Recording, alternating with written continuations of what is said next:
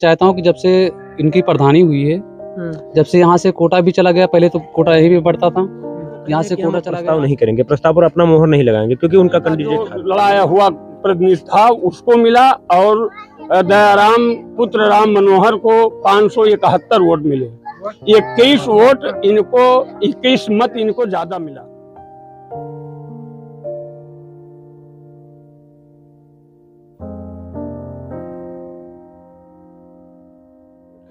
नमस्कार, मैं हूं योगेंद्र त्रिपाठी। आज मैं भारत नेपाल बॉर्डर पर स्थित एक गांव में खड़ा हूं जहां पर कोटे से संबंधित कुछ मामला है, यानी कि सार्वजनिक वितरण प्रणाली की एक दुकान जिसे गांव में आवंटित की जाती है एक व्यक्ति को, और उस व्यक्ति का चयन करने के बाद वो लगातार जो सरकारी गल्ला होता है उसे वो उचित मूल्य पर बंटवाने का काम करता है। इसी का कुछ मामला है। अब इसमें गड़बड़ झाला एक सामने आ रहा है। खैर, यहाँ पर जो है समर्थन से कोटे का चयन तो हुआ, लेकिन अब उस कोटेदार को जो चयनित हुआ है उसे कोटा नहीं दिया जा रहा है। बताया जाता है ग्राम प्रधान जो है यहाँ की एक महिला है और उनके पति और वो लगातार उस कोटे के, जिस व्यक्ति को कोटा दिया गया है उसके जो अनुमोदन पत्र पर साइन नहीं कर रही हैं। तो इन ग्रामीणों से ये जानकारी लेने की कोशिश करेंगे कि शुरुआती दौर में मामला क्या है, इन्हें राशन मिल रहा है या नहीं, और क्या समस्या आ रही है कि इनका कोटा, जो नया कोटा चयन हुआ है, वो संचालित क्यों नहीं हो पा रहा है। क्या नाम है आपका? रामजी मिश्रा। राम जी, क्या दिक्कत हो गई? हमारे यहाँ 18 तारीख को खुली मीटिंग के लिए मतलब एसडीएम साहब आदेश किए थे, डेट लगाए थे। उस दिन मतलब कोटे के लिए मतलब बैठक हुई। बैठक में 571 मत उनको मिला दयाराम को, और 550 वोट मिला उनको विजय कुमार को, जो दूसरे कैंडिडेट थे। दूसरे कैंडिडेट जो थे वो प्रधान के आदमी थे, तो वो उनका वोट कम हो गया। इसीलिए वो कह रहे हैं कि हम अब प्रस्ताव नहीं करेंगे, प्रस्ताव पर अपना मोहर नहीं लगाएंगे क्योंकि उनका कैंडिडेट हार गया। यही मामला है और दयाराम का हम लोग समर्थन किए हैं, और हम लोग चाहते हैं, सरकार से अपील करते हैं कि मतलब दयाराम को कोटेदार चयन किया जाए। नहीं, ये बताइए कौन कौन से अधिकारी आए हुए थे, आपको कुछ पता है? कौन कौन?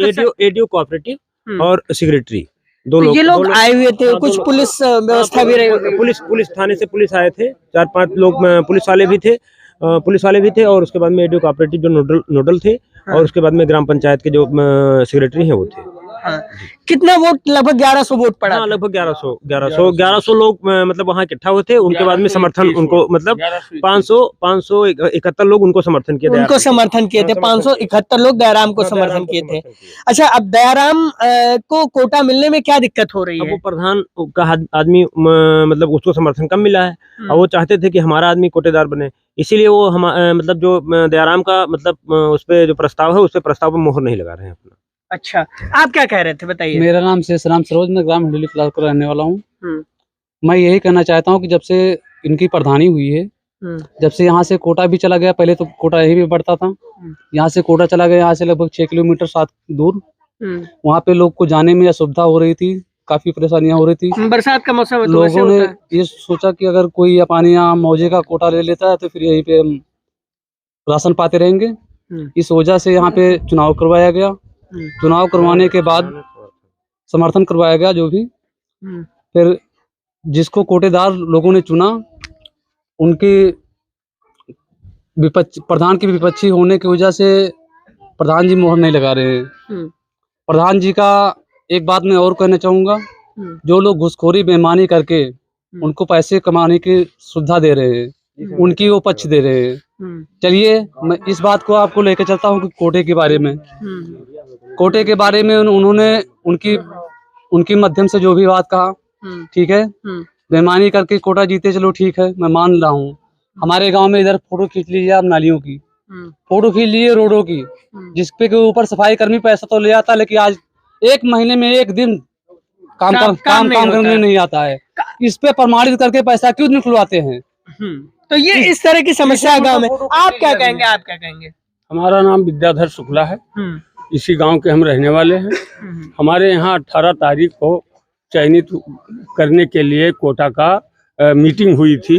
मीटिंग में हमारे यहाँ पर अधिकारी लोग आए थे, यानी एडीओ पंचायत महोदय या नोडल अधिकारी जो कोई भी आया हो, नाम मैं नहीं जानता हूँ, और सेक्रेटरी महोदय थे। इन लोगों ने जो है प्रधान के जो प्रतिनिधि हैं उनकी मौजूदगी में इन लोगों ने जो है चयनित करवाया। चयनित करवाने के बाद में 550 वोट प्रधान जी का जो लड़ाया हुआ प्रतिनिधि था उसको मिला, और दयाराम पुत्र राम मनोहर को 571 वोट मिले। 21 वोट इनको, 21 मत इनको ज्यादा मिला, लोगों के द्वारा दिया गया। दयाराम को 21 मत ज्यादा मिला, समर्थन मत जिसे हाँ, कहते हैं। समर्थन में। उसके बाद में जैसे 21 मत ज्यादा हुआ समर्थन में, तैसे लोग भगना शुरू कर दिए। फिर सेक्रेटरी महोदय ने रोका और आम लोगों ने भी रोका, लेकिन ये कहा अभी हम आ रहे हैं, अभी हम आ रहे हैं। आते आते आते आज तक ये नहीं मिले। विपक्ष दयाराम थे प्रधानी के इलेक्शन में, इनके उस वजह से ये दयाराम को नहीं चाहते हैं कि ये कोटा चलावें। ये अपने कैंडिडेट। राशन मिलने में आप लोगों को सुविधा कोई? राशन मिलने में साहब हमारे यहाँ 6-7 किलोमीटर झरियडी गांव पड़ता है, वहाँ अटैच हो गया था। अब कोई अंधा है, कोई सूर है, कोई लंगड़ा है, कोई का पति बाहर है, कोई किसी तरीके से जा करके मुसीबतों से झेल करके तब झरियडी से किसी न, और उसके बाद में कोटेदार फिर कहता है बट गया, काम खत्म हो गया, समय पर तुम लोग आए नहीं। ये प्रॉब्लम सर पूरे गांव को हमारे है। और गांव की आबादी कितनी होगी? हमारे गांव की आबादी लगभग 2000 होगी, लगभग। अच्छा, आप क्या कहेंगे, क्या मसला है? जी, हमारा नाम जगदम्बा प्रसाद शुक्ला है। 18 तारीख को चुनाव का चयनित हुआ था जी, हम उपस्थिति में थे वहाँ।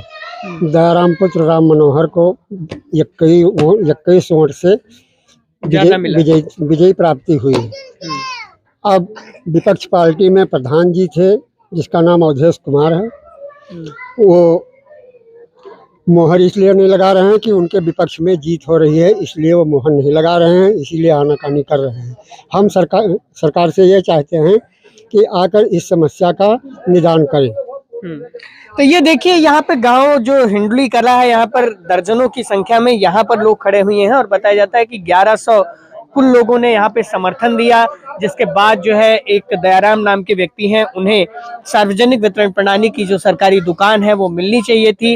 कुछ महिलाएं भी अभी यहाँ पर बरसात हो रही है इसके बावजूद भी खड़ी हैं, तो ये बड़ी बात है। अब ग्राम प्रधान के ऊपर कई तरह के गंभीर आरोप गांव के लोग लगाते हैं और ये भी कहते हैं कि गांव में जो समस्याएं हैं उसका निदान न करवाकर प्रधान लगातार राजनीति कर रहे हैं और हम ग्रामीणों को सस्ता राशन पाने के लिए जो है 6-7 किलोमीटर दूर जाना पड़ता है और तकरीबन इससे 3 से 4 हजार लोगों की आबादी प्रभावित हो रही है। तो ऐसे में गांव वाले सरकार से अपील करते भी नजर आते हैं कि इन्हें जो असुविधा हो रही है उसका निदान जल्द से जल्द करवाया जाए, कोई बड़ा अधिकारी इसमें इंटरवीन करे जिसके जरिए जो है ग्राम प्रधान जो सिग्नेचर नहीं कर रहे हैं उस पे उन्हें जो है सजा भी मिले और इसके साथ ही जो है जो आगे की चीजें हैं वो बढ़ाई जा सकें। बलरामपुर से मैं Yogendra Vishwanath Tripathi, decoding democracy news के लिए।